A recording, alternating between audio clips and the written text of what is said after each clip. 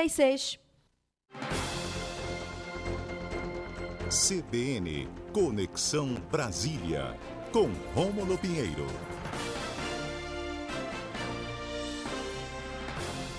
Oi, Rômulo, tudo bem? Bom dia, bem-vindo.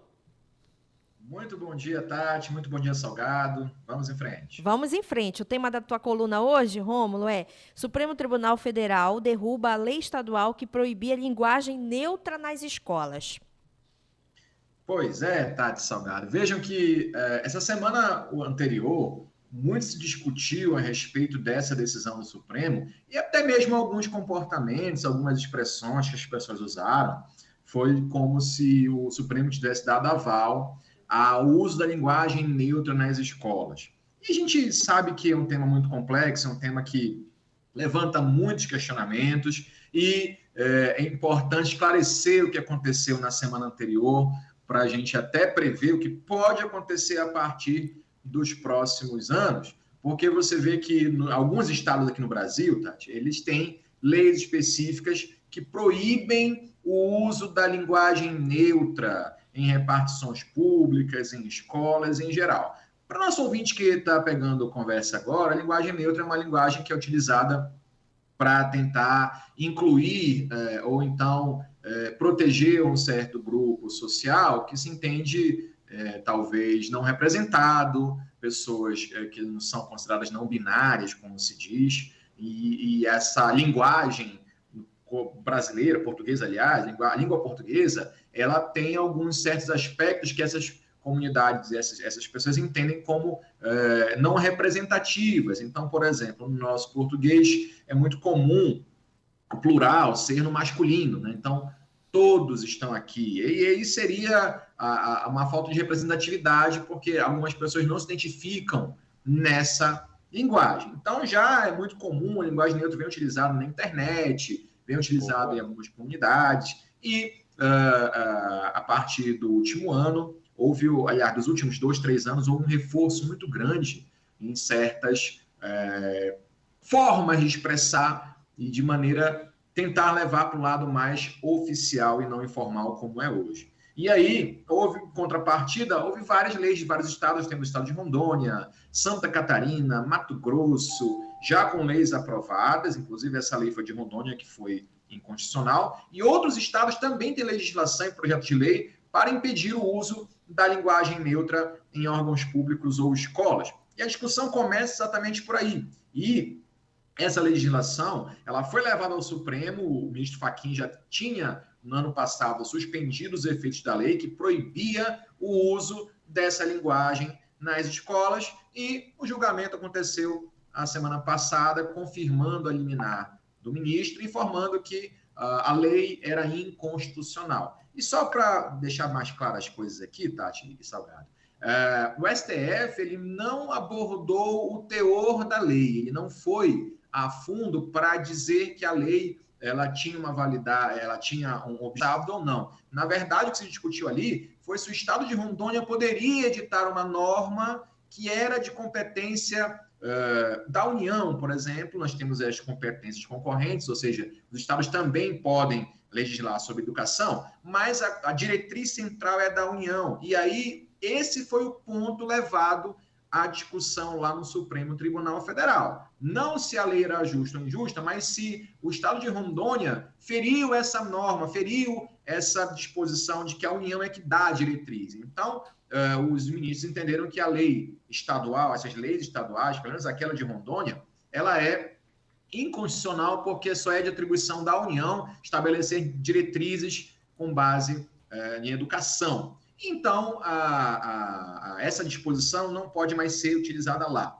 E outros estados também, isso não cai automaticamente, depende aí das interessadas manifestarem interesse em determinar que esses outros estados indiquem que essas normas também são inconstitucionais, mas já é um indicativo de que ali havia um vício de forma.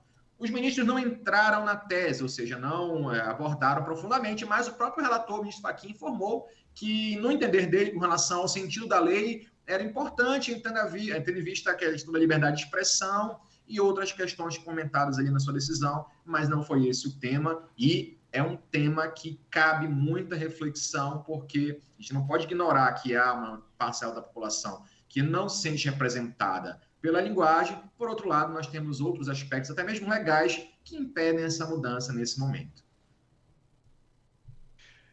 Ô, Rômulo, tem um detalhe aí que eu acho que chama muito atenção, que parece que o que mais incomoda as pessoas é a palavra todes, que inclusive a gente vê muito em postagens por aí. E aí, as pessoas elas não se aprofundam nessa linguagem neutra, né? Mas é uma palavra que acaba incomodando, porque, e agora, quando o governo Lula assumiu, as referências eram bom dia a todos, todas e todes. E aí parece que isso mexe com algumas pessoas. Pois é, Salgado, mexe muito, e aqui a ideia da coluna é ampliar a visão do nosso ouvinte, que isso não se refere a meramente uma questão ideológica. Você vê, então, Salgado, que um dos principais, nós temos várias regras, né, nessa forma de linguagem neutra, mas várias críticas existem também, porque você vê que a norma culta considera o masculino plural já como neutro.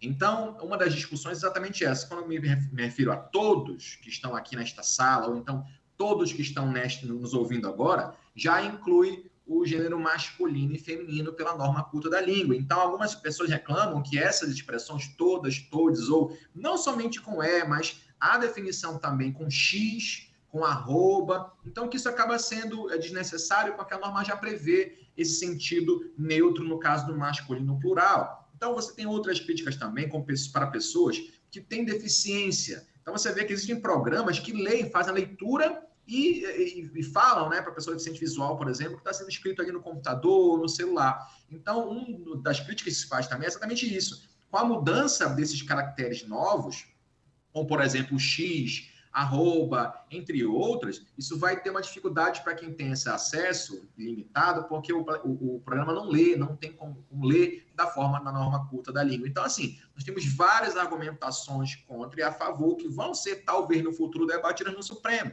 Nesse momento, foi apenas se o Estado de Rondônia poderia ou não legislar sobre esse assunto e foi informado que não. Mas você tem também, meu caro Salgado, no futuro, com vários projetos sendo apresentados aqui no Congresso, a ampla possibilidade disso chegar no STF. Bem próximo. Você vê também a questão dos sufixos na linguagem neutra, também é um pouco diferente. A ideia, pelo menos, que o próprio relator menciona no seu voto, é que essa linguagem neutra busca acolher e respeitar a diversidade, identificar, visualizar os gêneros, não privilegiar um gênero em detrimento a outro, para que isso possa causar uma reflexão sobre desigualdade de gênero. Então, você vê que nós temos vários argumentos prós e contra, e isso, com certeza, precisa ser debatido com mais cautela. Existe legislação sobre a norma culta da língua, existe o acordo ortográfico que o Brasil se comprometeu, já assinou com a lei da língua portuguesa. Então, essa mudança ela não é tão simples assim numa canetada, para alterar uma linguagem, para alterar uma forma de se expressar. Mas a gente sabe que a linguagem, e aqui eu falo com pessoas que são formadas na área, né, das letras, né, são vocês, a gente sabe que a linguagem ela é viva, então, para adaptar uma norma culta da língua, isso precisa ser utilizado com a sociedade em geral para que isso venha, então, para a legislação. Por enquanto, ainda não é o caso. Ainda assim, é muito importante que isso seja debatido com uma forma também de reconhecer alguns direitos ou plenos direitos desse grupo que não se sente representado pela norma culta da língua. Existem países que o uso da linguagem neutra já é da própria língua em geral, o alemão, o inglês já tem expressões neutras, né? As línguas latinas não têm, e aí vai ser mais difícil transformar isso para a vida real das pessoas. É preciso um amplo debate, né, Rômulo? Porque aí quando entra a questão política também na situação, a polêmica se forma, né? Então, tem que ter um amplo debate com a sociedade. Muito bom você trazer essa discussão hoje para a gente, essa reflexão sobre o que está acontecendo em relação a esse tema. Rômulo, te agradeço e a gente deseja para você, hoje, quarta-feira já, né? Acho que uma excelente folga de carnaval para ti.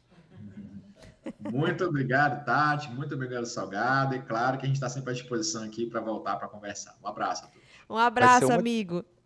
Vai ser uma semana de carnaval, Rômulo? Não, não, eu tô falando, já desejando bom carnaval para ele, porque a coluna dele é na quarta, também. A gente só vai falar com ele agora na quarta de cinzas, entendeu? Então, na semana que vem, eu já vou dizer excelente quaresma para você, período de reflexão. Ei, Rômulo, aproveita por nós, meu amigo.